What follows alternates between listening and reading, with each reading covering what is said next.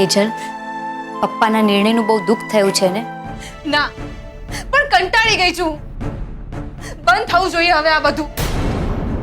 આ પરસ્પરની ખેંચતાણ, ચડસા ચડસી, તારું મારું, બંનેમાંથી કોઈ પણ એક પક્ષ માનવા માટે તૈયાર જ નથી.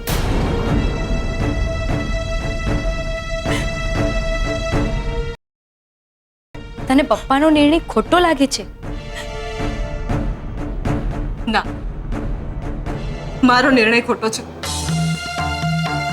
રૂપેશને પ્રેમ કરવાનો, એની સાથે લગ્ન કરવાનો. સેજલ, તું આ શું બોલી રહી છે? એ જ જે મને આ પરિસ્થિતિમાં દેખાઈ રહ્યું છે, સમજાઈ રહ્યું છે. ના તો હું પપ્પાને ખોટા કહી શકું છું કે ના પપ્પાજીને સાચા. રૂપેશને કાંઈ પણ કહું તો એ શાંતિ રાખ સેજલ, શાંતિ રાખ એમ કહીને વાતને આગળ આગળ ટાળે રાખે છે. મમ્મીજીનું તો આમાં કંઈ ચાલે નહીં. અને જે માણસ આ પરિસ્થિતિને બરાબર સંભાળી શકે એવો ઉત્કર્ષ એને તારી સાથે બનતું નથી. તો બીજું શું કરું કિંજલ? જો હું તારી જગ્યાએ હોઉં ને તો મધ્યમ માર્ગ અપનાવું, કાં તો પછી પરિસ્થિતિ મુજબ જે બેસ્ટ હોય એવો પ્રેક્ટિકલ નિર્ણય લઉં.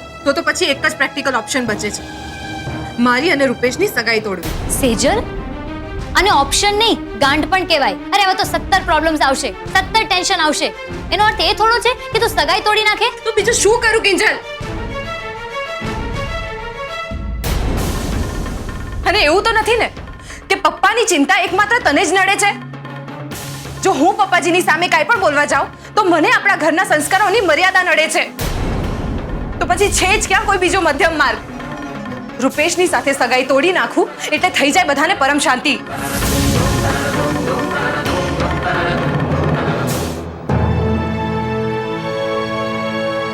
સરસ, બહુ સરસ. એટલે કે તું રૂપેશ જીજુ વગર શાંતિથી જીવી શકીશ એમ ને? બહુ બહાદુર તું. હા, કેવું પડે. બહુ હિંમત છે તારામાં. પણ તને કહી દઉં છું સેજલ, અને મધ્યમ માર્ગ નહીં, છટકબારી કહેવાય. તો બીજું શું કરું કિંજલ? મને નથી સમજાતું, નથી સહન થતું મારાથી. પપ્પા અને પપ્પાજીની વચ્ચે જે ચાલી રહ્યું છે કેટલાક સમયથી, મને તો બહુ કંટાળો આવે છે. કંટાળી ગઈ છું હું હવે.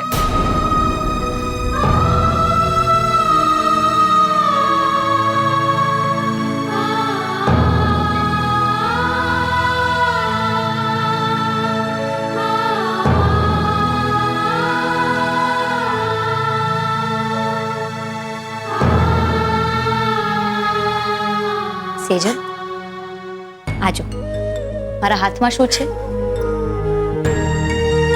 તારી ડાયરી છે ને? તને એ પણ ખબર છે કે હું મારી ડાયરીમાં બધી જ ડિટેલ લખું છું જેની મારા જીવનમાં અસર થઈ હોય, સારા સંદર્ભમાં પણ અને ખરાબ રૂપમાં પણ. આજો, વસુલીએ આપણી દુકાન તોડી નાખી હતી એ વાત. આ છે એ દિવસ જ્યારે રાહુલની ચોરી પકડાઈ ગઈ હતી. આમાં એ લખ્યું છે જ્યારે આપણી દુકાનમાં આગ લાગી હતી. ભીમજી અદાએ આપણને નાદ બાર કર્યા. અને આજો વીસીના હપ્તા ભરાઈ ગયા એ દિવસ છે ને? બધું જ છે ને આમાં? આ ડાયરીનું અને આપણા જીવનનું સેમ ટુ સેમ છે. ગમે ના ગમે, પ્લસ માઇનસ, પોઝિટિવ નેગેટિવ બધું જ થતું રહેવાનું. પણ હું માત્ર આમાં સારા પ્રસંગો જ લખું અને ખોટા પ્રસંગોના પાના ફાડી નાખું. તો એવું તો ના ચાલે ને? જો સેજલ, જે થવાનું હતું એ થઈ ગયું, ને જે થઈ રહ્યું છે તું એની સાથે નદીની જેમ વહેતી થાને. સમુદ્રમાં ભળીશ તો દરિયો થઈ જઈશ, અને જો નહીં પહોંચી શકે તો નદી સરસ્વતી. ના, નથી બનવું મારે નદી કે પછી દરિયો. નદીને બધા પ્રદૂષિત કરી દે છે, અને દરિયાને તો સુનામીના કારણે બધા નફરત કરે જ છે. નજર નજરનો ફેર છે સેજલ. બાકી સુનામી શું છે ખબર છે?